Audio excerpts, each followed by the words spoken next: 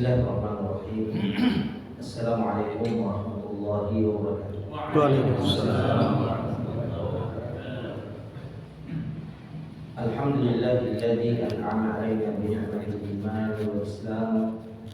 Asyhadu an la ilaha illallah wahdahu la syarika lah wa asyhadu anna Muhammadan 'abduhu wa rasuluh wa shafiyyuhu wa khaliluhu sallallahu alaihi wasallam wa ala alihi wa sahbihi wa man sara ala nahjihi ila yaumiddin. Amma ba'd. Fa inna asdaqal hadithi kalamullah wa khairal hadi hadi Muhammadin sallallahu alaihi wasallam wa syarrul umuri muhdatsatuha wa kullu muhdatsatin bid'ah wa kullu bid'atin dhalalah wa kullu dhalalatin finnar.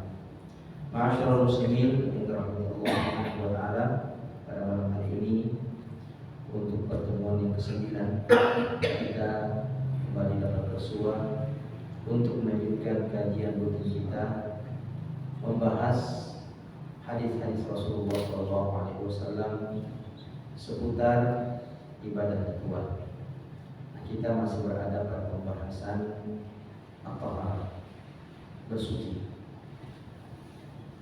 Ini pembahasan yang senantiasa didahulukan oleh para ulama di antara bab fikih, ya, karena memang bersuci itu ma'asyiral muslimin adalah perkara yang mendasar sekaligus perkara yang sangat penting, karena banyak ibadah ma'asyiral muslimin tidak sah dilakukan tanpa taharah. Salah satu yang paling utama adalah sholat. Bahkan menurut Imam Syafi'i, beliau mempersyaratkan taharah ketika seseorang itu membaca Al-Quran. Nah, ma'asyiral muslimin yang dirahmati Allah Subhanahu wa taala, hadis yang akan kita baca dan kita ambil pelajaran pada malam hari ini yang berkaitan dengan taharah adalah hadis yang menjelaskan tentang status liur. Kemudian bagaimana cara mensucikan benda tempayan atau apa saja yang dijilat oleh anjing. Hadis ini adalah hadis Abu Hurairah radhiyallahu taala anhu. Syekh Utsaimin rahimahullahu taala di dalam kitabnya ini memberikan tema dengan nama atau dengan judul Uluul Kalbi, jilatan anjing. Wa an Abi Hurairah radhiyallahu taala anhu qala, dan dari sahabat Abi Hurairah radhiyallahu taala anhu ia berkata, qala Rasulullah sallallahu alaihi wasallam, Rasulullah sallallahu alaihi wasallam bersabda, tuhuru ina'i ahadikum idza waqa'a fihi al-kalbu aw idza walagha fihi al-kalbu an yaghsilahu sab'a marratin ulahunna biturab. Tuhur, sucinya, ina, tempayan, ahadikum, salah seorang di antara kalian, idza, apabila walagha, menjilat, fihi, padanya, al-kalbu, anjing, an yaghsilahu sab'a marratin, bahwa dia harus mencucinya sebanyak 7 kali. Ulahunna, yang pertama kali, biturabi, dengan tanah. Jadi seperti itulah tuntunan Rasulullah sallallahu alaihi wasallam kepada seluruh umatnya. Jika ada di antara mereka yang tempayannya dijilat oleh anjing, bahwa dia harus mensucikan tempayan itu. Tidak hanya dicuci dengan air begitu saja, tetapi ada petunjuk khusus, ada cara khusus untuk mensucikan liur anjing tersebut. Dicuci hingga 7 kali, diawali menurut hadis ini dengan tanah terlebih dahulu. Dalam riwayat yang lain juga disebutkan dengan susunan yang berbeda. Akhiruhunna biturab. Di antara 7 kali mencuci ini diakhiri dengan tanah. Ma'asyiral muslimin yang dirahmati Allah Subhanahu wa taala. Ada beberapa faedah yang disebutkan oleh Syekh Utsaimin rahimahullah taala di dalam hadis ini. Beliau mengatakan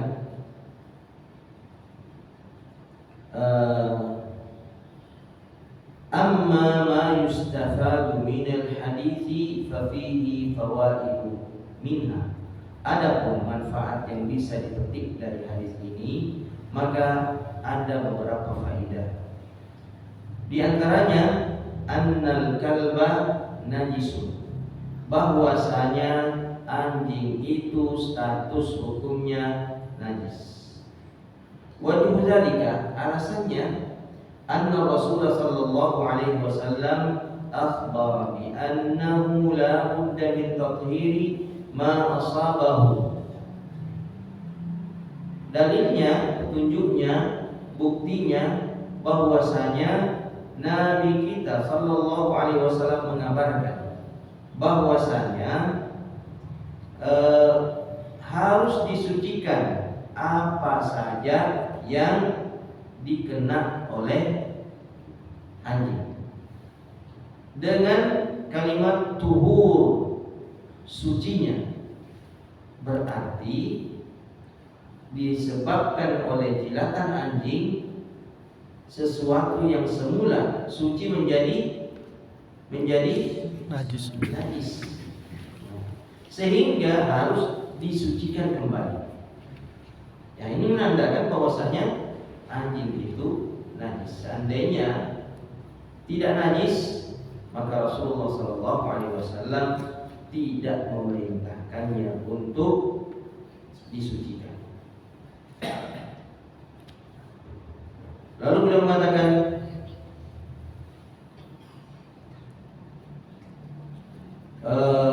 wa hadzal qawlu yakadu yakunu kal ijma'i wa yatafarra'u minhu ar-rad 'ala man qala bi taharatil kalbi li'anna al-hadits sharihun fi ar-radd 'alayhi. Jadi pendapat ini ma'asyiral muslimin hampir-hampir menjadi pendapat yang ijma', yang disepakati oleh seluruh ulama, dan ini menjadi bantahan bagi orang yang mengatakan bahwasanya anjing itu tidak najis. Hadis inilah yang membantah pendapat mereka yang mengatakan bahwa hadis itu anjing itu tidak najis. Wa min fawaidi hadzal hadits aidan, dan di antara faedah pelajaran yang terdapat dalam hadis ini juga annahu yajibu idza sadal kalbu saydan an yuksal ma asaba famuhu sab'a marratin ihdaha liturab. Bahwasanya jika anjing itu adalah anjing buruan dan dia memburu binatang buruan, menangkapnya. Anjing itu menangkap pakai apa? Menangkap buruan pakai apa? Pakai gigi, pakai mulutnya. Berarti ada liurnya di situ. Ada liurnya. Maka pelajaran dari hadis ini, buruan yang diburu oleh anjing tersebut hendaknya dicuci seperti petunjuk dalam hadis ini. Dicuci sebanyak 7 kali, diawali dengan tanah. Ini pelajaran yang disebutkan oleh Syekh Utsaimin rahimahullah taala. Kemudian alasannya mengapa? Beliau mengatakan li anna hadza min jinsil wuluk. Karena ini bahagian daripada jenis jilatan. Meskipun kita katakan itu gigitan. Di Dia tidak menjilat buruannya, tetapi dia menggigit buruannya, tetapi masuk dalam kategori gigitan. Bahkan boleh jadi lebih dahsyat daripada hanya sekedar jilat, lebih kuat daripada hanya sekedar jilatan. Oleh karena itu mengatakan sini, bal rubbama yakunu asyad mimma idza syariba minal ma', li'annahu sayati bil tayri mumsikan bi anyanihi ala hadha at-tayr wa hakada. Karena ya, dia menangkap buruannya itu, ya, contohnya burung, dengan mulutnya, ya, dengan gigitan mulutnya, maka dia lebih kuat daripada hanya sekedar meminum air di tempayan. Jadi anjing itu kan, mengapa dia menjilat tempayan? Apakah tempayan kosong dia jilat? Tidak. Tempayan yang berisi air, karena dia mau minum.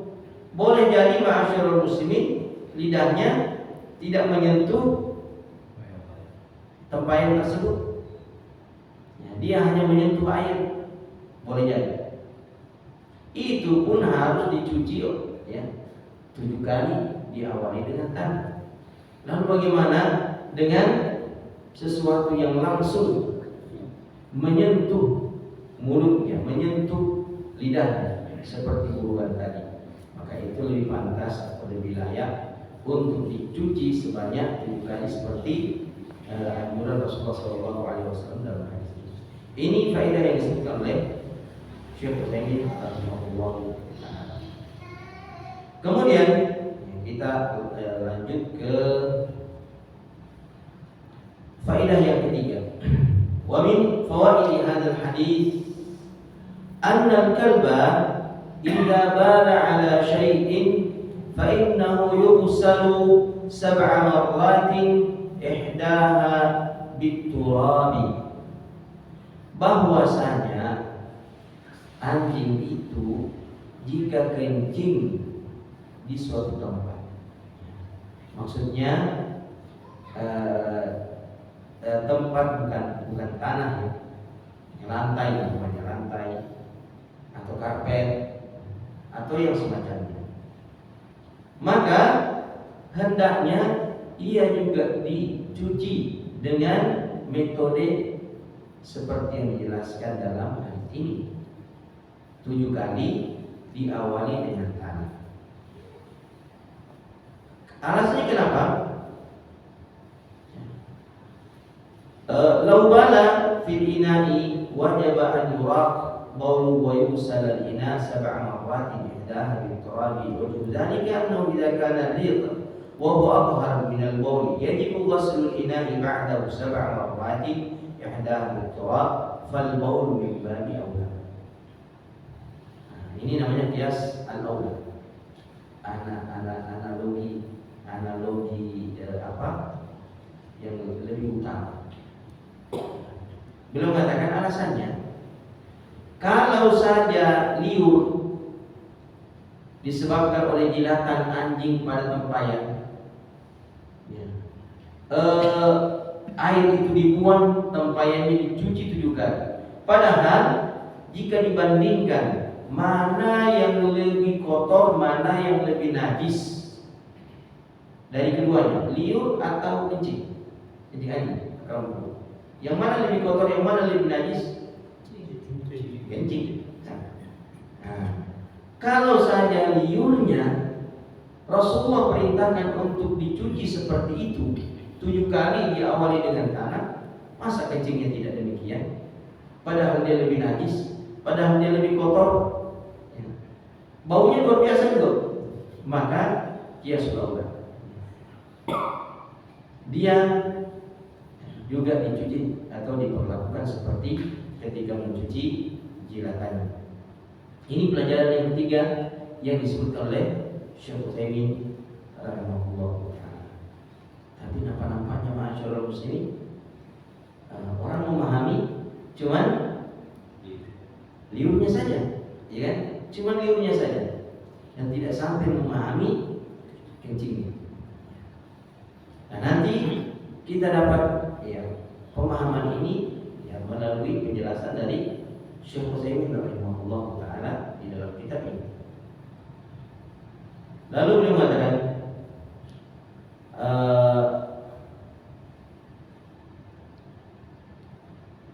wa hadha huwa alladhi alayhi al-jumhur faqalu inna jami' najasatil kalbi la budda an tughsal 7 marratin ihdaha bit-turab. Dan sesungguhnya ini adalah pendapat jumhur ulama. Mereka mengatakan semua najis kambing, najis anjing, najasatun kalbi. Semua najis anjing la budda tughsal 7 marratin, harus dicuci sebanyak 7 kali, ulahunna biturab, diawali dengan tanah. Ini pendapat jumhur. Kata Syekh Utsaimin rahimahullah taala. Padahal yang boleh jadi selama ini banyak orang memahami hanya liurnya saja. Ada pun najis yang lain tidak demikian. Darah itu najis enggak? Darah itu najis atau enggak? Najis kan? Najis. Berarti kalau darah anjing najis. Terus cucinya bagaimana? Sama dengan liurnya, harus dicuci 7 kali, diawali dengan tanah. Kencing demikian pula, kotorannya demikian pula. Akramakumullah, kotorannya demikian pula, karena itu najis juga.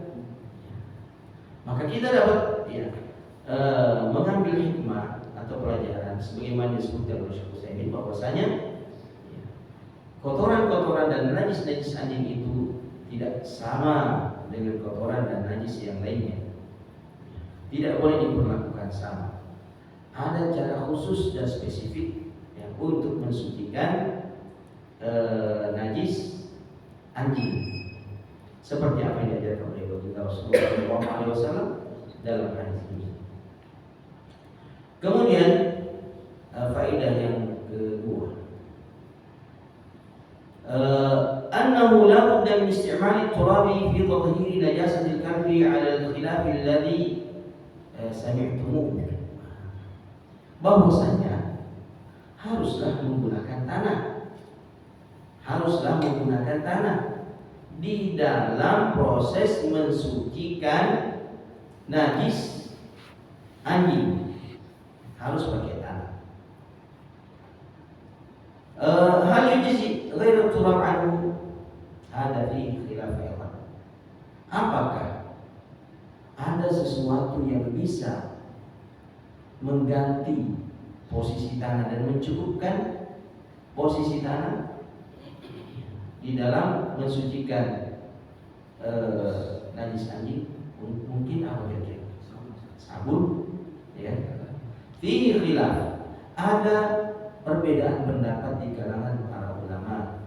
Wa fihi jumlatun mu'taradatun qabl hal yaqumu ghairu turabi maqamat turab. Apakah ada sesuatu yang bisa menggantikan posisi tanah di dalam mensucikan najis anjing?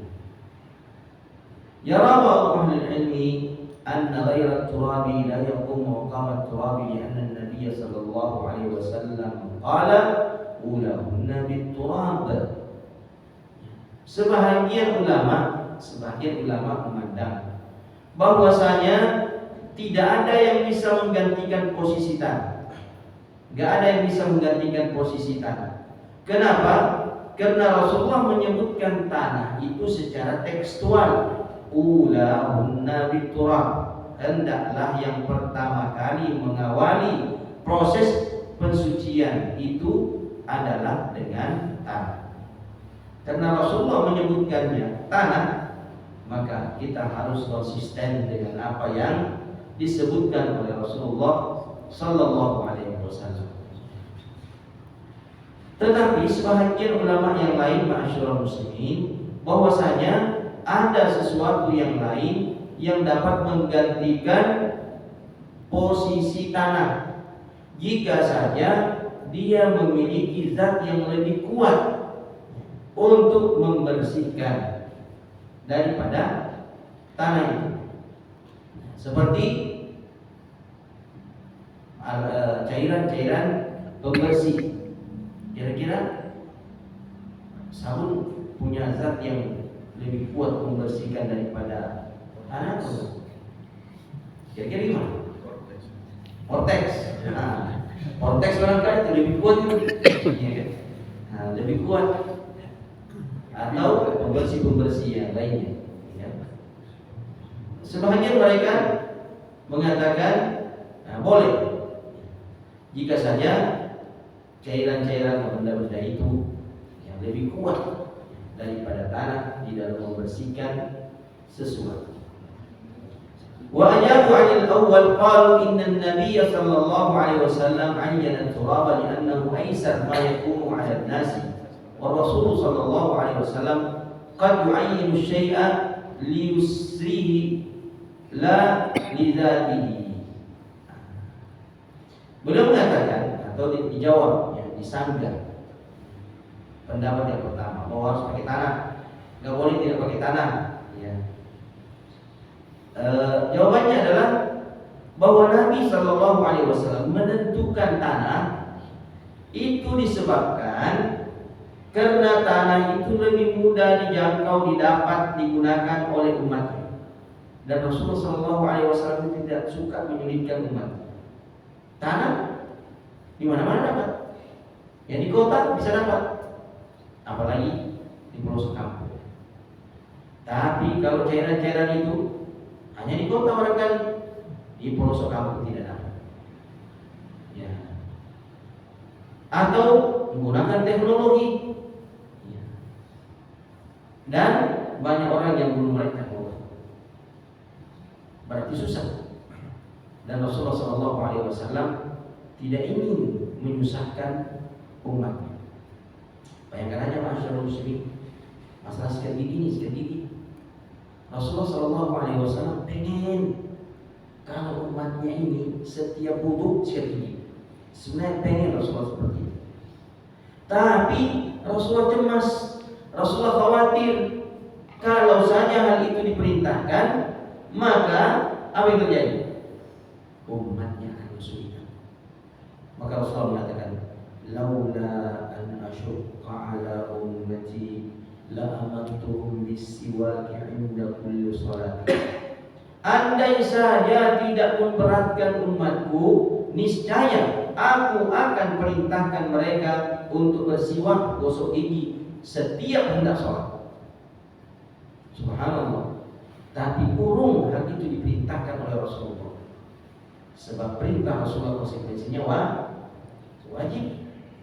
Dan kalau sudah wajib, artinya berdosa yang tidak sikat gigi kalau sholat.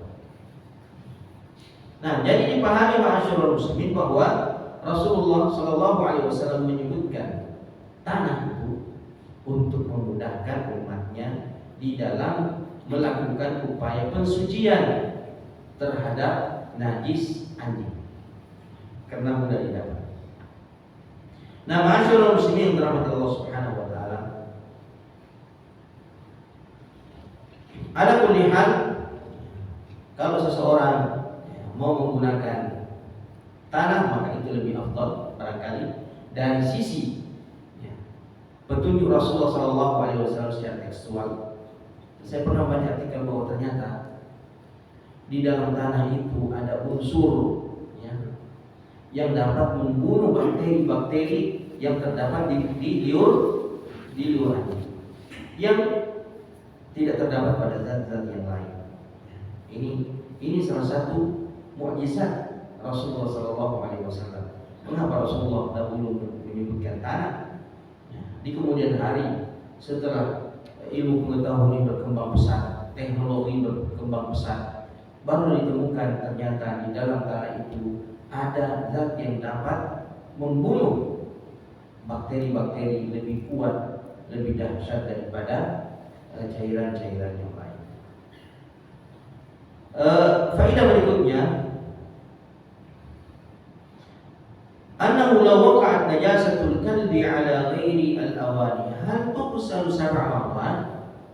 Apakah kalau najis anjing itu mengenai selain daripada tempayan, inak tempayan, yang disebutkan dalam hadis adalah tempayan. Lalu bagaimana kalau yang dijilat itu ujung celana? Bagaimana kalau yang dijilat itu kulit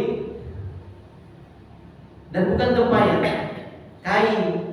Apakah diperlakukan sama? Harus dicuci sebanyak 7 kali? Anda mandi 7 kali? Ini yang suka peluk-peluk anjing ini kan? Ada nggak suka peluk-peluk anjing? Subhanallah, karpet anjingnya masuk ke dalam rumahnya, naik kursi, subhanallah, kerepotan dia. Dia akan cuci seluruh karpetnya sebanyak 7 kali. Lantai rumahnya itu kan 2 tingkat lagi. Subhanallah. Baru dia masukkan lagi tanah ke dalam, dia hamburin tanah di dalam rumahnya. Subhanallah. Makanya kan kita kan tidak dianjurkan kan memelihara, tidak dianjurkan memelihara anjing.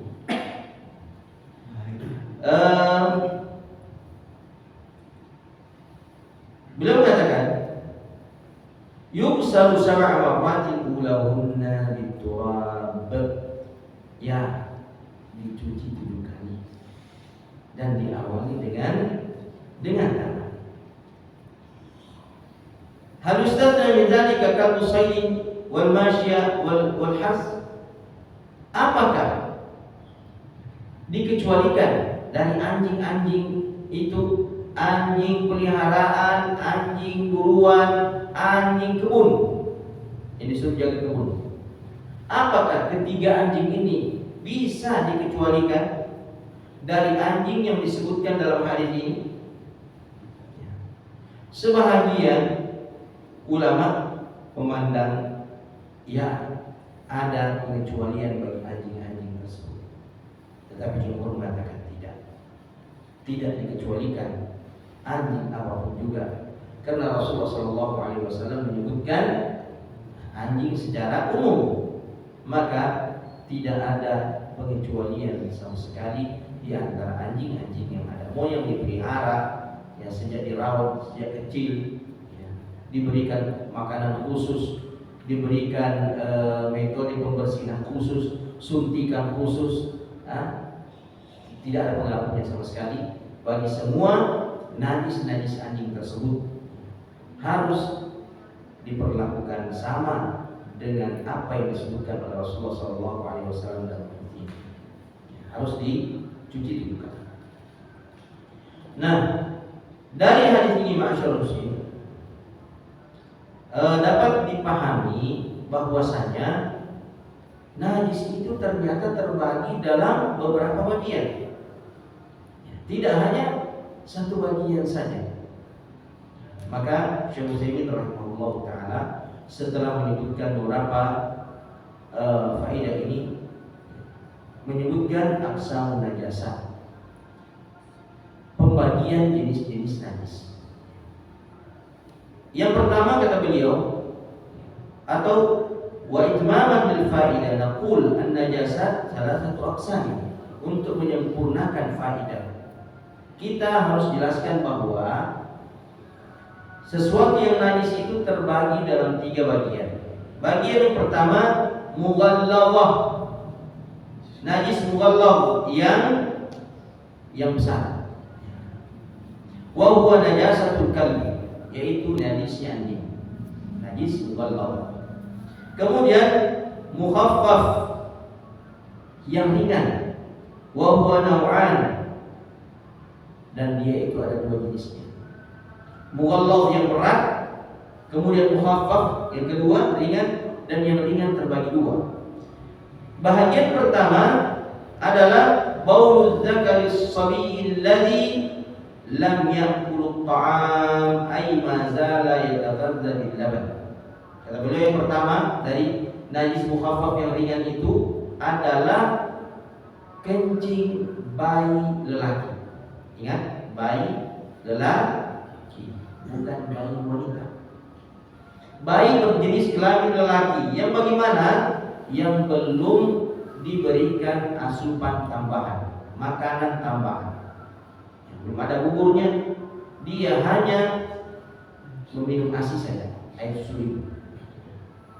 Maka ini adalah najis ringan. Bagaimana caranya dibersihkan najis ringan ini? Yullah an-nadhr, dengan memercikkan air. Ambil air, percikan. Atau sekarang ada penggantinya. Apa itu? Tisu basah. Tisu basah. Subhanallah. Khusus untuk bayi lelaki. Bayi wanita. Yang kedua al-mukhaffaf adalah al-madhi. Al-madhi wa huwa alladhi yakhruju min al-insani aqba asy-syahwa fala huwa baulun wala huwa mani, yaitu cairan yang keluar dari seorang ketika memuncak syahwatnya. Dia bukan air seni akramakumullah, kencing, dan dia pula bukan mani. Di antara keduanya. Maka ini juga najisnya mukhaffaf. Kemudian ma'asyiral muslimin radhiyallahu subhanahu wa ta'ala, cara mensucikan yang mukhaffaf ini ya seperti tadi, yunḍah bil ma'i, dipercik-percikan dengan air. Al-qismus tsalis, bagian yang ketiga, sentil. Ya, kalau mani, kalau dia kering, maka al-farqu, dikorek-korek. Ya, jika dia kering, itu cara membersihkannya dari luarnya. Boleh, tapi kalau dia basah, maka dia harus dicuci. Ya, dicuci. Ya, bukan dibersihkan air. Yang bagian ketiga al-mutawassithah, yang pertengahan, najis pertengahan. Wahia baqin najasati hatta najasatu al-khinzir. Selebihnya, najis-najis yang lain yang selebihnya, ya selain daripada anjing tadi yang mughalladhah, kemudian selain daripada dua jenis mukhaffaf, ya. Hatta kata beliau khinzir, babi. Hatta najis babi pun masuk dalam kategori mutawassit, yang pertengahan. Nah, ini dicuci dengan air. Min fawaid hadis hadis annal al-ghasla la budda an yakuna min maliki al-ina'i alladhi walagha fihi al-kalbu. توافقون على هذا؟ قالوا إن أحدكم إذا ولد فيه الكلب أن يغسله. نقول هذا للغالب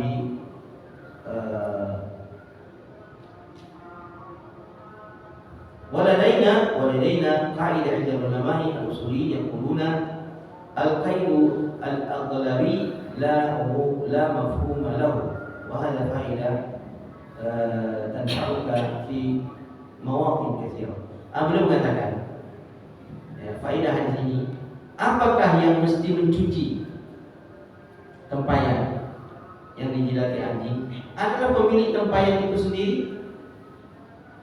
Haruskah dia? Atau orang lain, bisa tetangganya, temannya? Sebab secara tekstual Rasulullah SAW mengatakan ina'i ahadikum, tempayan milik salah seorang di antara kalian. Berarti apakah si pemilik itu yang harus mencucinya? Kan? Kalau mau secara tekstual ya. Atau bisa orang lain. Nah, ada kaidah kata beliau bahwasanya ini yang berlaku umum ma'asyiral muslimin, yang berlaku umum bahwa cenderung yang membersihkan tempayan adalah pemilik tempayan itu. Itu berlaku umum. Nah, sesuatu yang berlaku umum itu dia tidak memiliki dia tidak memiliki apa kata beliau di sini? La mafhuma lahu. Artinya dia tidak bisa dipahami seperti itu. Yang berlaku umum tidak dipahami seperti itu, bahwa hanya pemilik dari tempayan itu yang mencuci, dan yang lain tidak boleh. Tidak seperti itu. Tidak boleh dipahami seperti itu. Artinya seandainya tetangganya yang melihat tempayan tetangga yang lain dijilati anjing, maka boleh dia membantu, dia pergi cucikan, dan dia menjadi suci, dan dia mengabarkan kepada tetangganya bahwa tadi ada anjing yang menjilati tempayan. Sebab kalau tetangganya tidak membantu dan tidak menolong, dia tidak tahu, barangkali tetangganya tidak tahu bahwa tempayan yang di luar itu sudah dijilati anjing. Nah, ini diantara faidah yang disebutkan oleh Syekh Utsaimin rahimahullah taala di dalam hadis yang beliau bahas tentang ulul kalbi, jilatan anjing. Nah, ma'asyiral muslimin rahimahullah Allah subhanahu wa taala, dari hadis ini kita dapat memahami betapa syariat agama Islam yang diwariskan oleh Rasulullah sallallahu alaihi wasallam kepada kita begitu lengkap, begitu sempurna, dan begitu detail, menjelaskan hal-hal yang sangat amat bermanfaat bagi manusia dan kemanusiaan. Dan kita tahu ma'asyiral muslimin bahwasanya melalui ilmu kedokteran yang sampai kepada kita bahwasanya bakteri yang terdapat pada liur anjing itu sangat amat berbahaya bagi manusia. Subhanallah. Dan ketika syariat agama Islam memperlakukan najis anjing itu tidak sama dengan najis-najis yang lain, itu sebenarnya informasi awal bagi manusia bahwa ada sesuatu di balik liur anjing itu. Mengapa diperlakukan lebih serius, lebih sungguh-sungguh dibandingkan najis-najis yang lain? Semestinya dengan informasi awal itu kita tergelitik untuk melakukan kajian yang lebih mendalam terhadap hadis ini.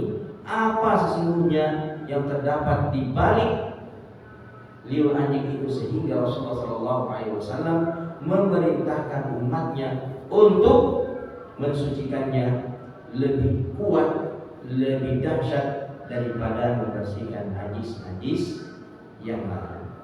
Nah, tentu ini ma'asyiral muslimin domainnya para siapa ini? Para saintis kita, ya, mungkin yang mengetahui ilmu tersebut. Nah, ma'asyiral muslimin rahmati Allah subhanahu wa ta'ala, faedah yang kedua, ini semakin menguatkan kepercayaan, keyakinan, dan keimanan kita kepada petunjuk Rasulullah SAW, bahwa petunjuk Rasulullah SAW itulah yang terbaik. Bukan hanya dalam masalah ritual ibadah, ma'asyiral muslimin, bukan hanya dalam masalah ritual ibadah. Andai saja ma'asyiral muslimin ilmuwan Eropa telah mengakui keunggulan petunjuk-petunjuk Rasulullah SAW karena kesesuaiannya dengan ilmu modern hari ini, padahal itu terkait dengan urusan-urusan dunia, apalagi urusan-urusan akhirat. Tentu petunjuk Rasulullah SAW itu lebih baik dan lebih sempurna. Maka hal ini akan memberikan motivasi yang demikian besar bagi setiap mukmin muslim untuk mencukupkan dirinya hanya dengan petunjuk Rasulullah SAW dalam perkara agamanya, dalam ritual ibadahnya. Gak perlu mengambil yang lain, kita gak butuh yang lain. Subhanallah, ma'asyiral muslimin, Rasulullah hanya mewariskan untuk kita 2 perayaan, 2 hari raya yang kita rayakan besar-besaran. Maka cukupkanlah diri dengan 2 perayaan itu. Yang mana? Jangan ini nanti tanggal 25 dan akhir. Jangan ini lagi, ya kan? Kalau kita mengatakan petunjuk Rasulullah yang terbaik dalam segala hal, urusan dunia dan urusan akhirat, urusan ibadah, mengapa cari yang lain? Mengapa merasa butuh yang lain? Ya. Maka kita harus benar-benar mencukupkan diri dengan petunjuk Rasulullah SAW. Apalagi kalau sudah Rasulullah mewanti-wanti, mengancam, a'udzubillah, maka tentu kita lebih waspada, tentu kita lebih khawatir. Contohnya gini nih, masyaallah, itu Umar bin Khattab radhiyallahu taala. Umar adalah Umar. Apa antum tahu siapa Umar itu? Lelaki Quraisy paling cerdas. Umar bin Khattab radhiyallahu taala. Lelaki Quraisy yang paling fasih. Hebat kalau bicara. Siapa lagi dia? Lelaki Quraisy yang paling berani. Lelaki Quraisy yang paling kesatria. Oh, gak ada yang bisa cabar dia, gak ada yang bisa nandingi dia. Subhanallah. Suatu hari ini Umar bin Khattab radhiyallahu taala anhu lagi membaca Taurat. Lagi asik-asiknya dia baca Taurat. Datang Rasulullah SAW. Rasulullah melihatnya menampakkan wajah yang jengkel dan marah. Lalu Rasulullah mengatakan, "Menghardik nih, abi syakkin anta ya Ibnu Khattab? Apakah engkau masih dalam keadaan ragu, wahai Ibnu Khattab? Walladzi nafsi biyadi, law anna Musa hayyan ma wasi'atuhu illa ittiba'i." Demi Allah yang jiwaku berada dalam genggaman kekuasaan, seandainya Nabi Musa akhi, kata beliau ya, saudaraku itu masih hidup, tidak layak bagi dia kecuali ikut sama baca Al-Quran maksudnya. Padahal Taurat diturunkan kepada Nabi Musa. Ini tentang Taurat, masyaallah muslimin. Taurat jelas dia adalah kitab yang turun dari langit, dari sisi Allah. Dia bagian daripada kalam Taurat. Kemudian Nabi Musa alaihissalam seorang nabi. Bayangkan nih masyaallah muslim. Jelas kan? Tapi meskipun demikian, Rasulullah tidak mau ada umatnya sekelas Umar sekalipun untuk membaca kitab Taurat. Cuma dibaca doang. Ini perayaan yang tidak jelas, mah. Ini yang perayaan tidak jelas ini.